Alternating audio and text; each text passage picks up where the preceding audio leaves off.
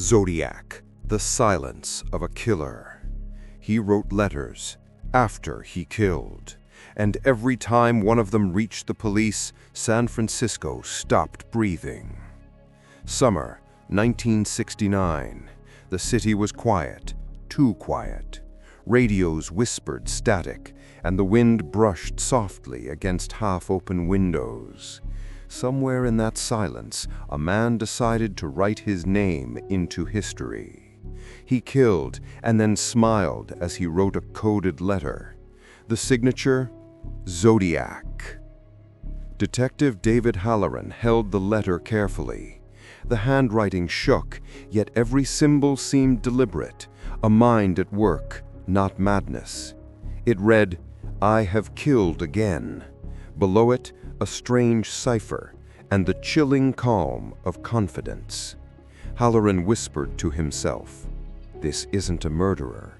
This is a man playing a game."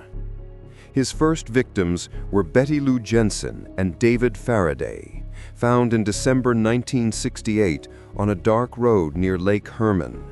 Their car door was open, the air was cold, and the only evidence, a few bullet casings on the ground. No motive, no fingerprints, no footprints, just silence. The next summer, it happened again. Darlene Ferrin and Michael Mahou were shot in a parked car. Darlene died instantly. Michael survived, trembling, barely able to speak. He remembered only one thing, a man in black, wearing a mask, laughing. He laughed, he said. He laughed while he was shooting. 2 weeks later, a call came to the Vallejo Police Department. A calm, collected male voice. "I want to report a double murder. I did it, and I killed those 2 last year too." The operator froze. The line went dead, and San Francisco held its breath again. From that moment, everything changed. Newspapers began receiving letters filled with ciphers and threats. "I am the Zodiac," he wrote. "I kill because it is fun." The police department turned into a war room, walls covered with maps, photos, timelines, and theories. Detective Halloran lived in that chaos. He barely slept. Every night, he read the letters over and over, searching for meaning and madness. "He's not insane," Halloran said once. "He's intelligent, cold, precise. He doesn't just kill, he watches." September 1969. Lake Berryessa. 2 college students, Brian Hartnell and Cecilia Shepard, were enjoying the afternoon by the water. A man appeared, wearing a black hood with a white symbol, a circle with a cross through it. He tied them up. Then, without hesitation, he stabbed them repeatedly. Cecilia died later that night. Brian survived. The next day, the police received another letter. The same symbol at the top. "They are now part of my collection." Halloran was obsessed. He noticed a pattern. Every murder, every letter, every word, calculated to mock them. Zodiac was always one step ahead, as if he were inside their minds. One night, Halloran stayed late in the office. The phone rang. He picked it up. Silence. Then a calm, chilling voice. "Do you enjoy my game, detective?" Halloran froze. "Who are you?" "I am your shadow." A click. The line went dead. The entire nation was terrified. Television news displayed Zodiac's cryptic letters. Thousands tried to solve them. Code breakers, mathematicians, ordinary citizens. Finally, a high school teacher and his wife, Donald and Betty Hardin, cracked one of the codes.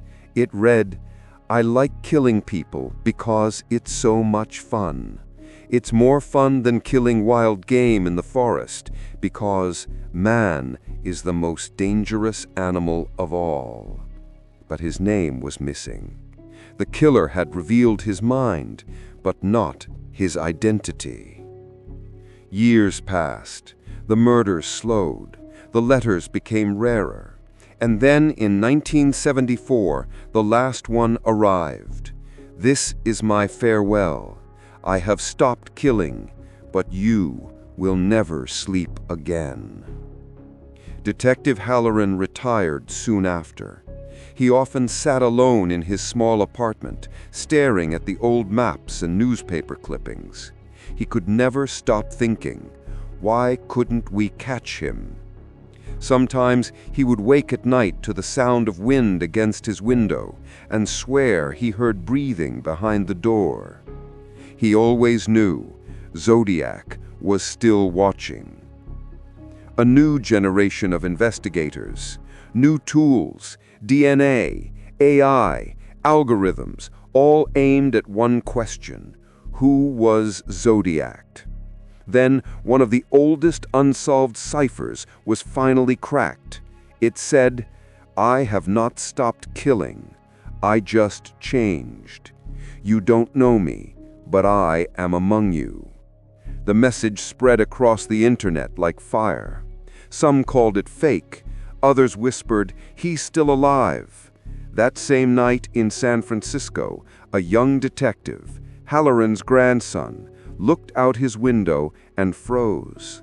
Across the street, half hidden by the fog, stood a man in black, and on his chest, faint, glimmering under the streetlight, a circle with a cross. Zodiac was never caught. His case remains one of the greatest mysteries in American history. Books were written, movies made, theories debated, but one question still hangs in the air. Who was he? Some say he was one man. Others believe he was many. And some, the ones who still wake up at 3 a.m. to phantom phone rings, believe he never died at all. "It was me," a voice whispers in their dreams. "I came back." Zodiac, not just a killer, a ghost made of silence, numbers, and fear.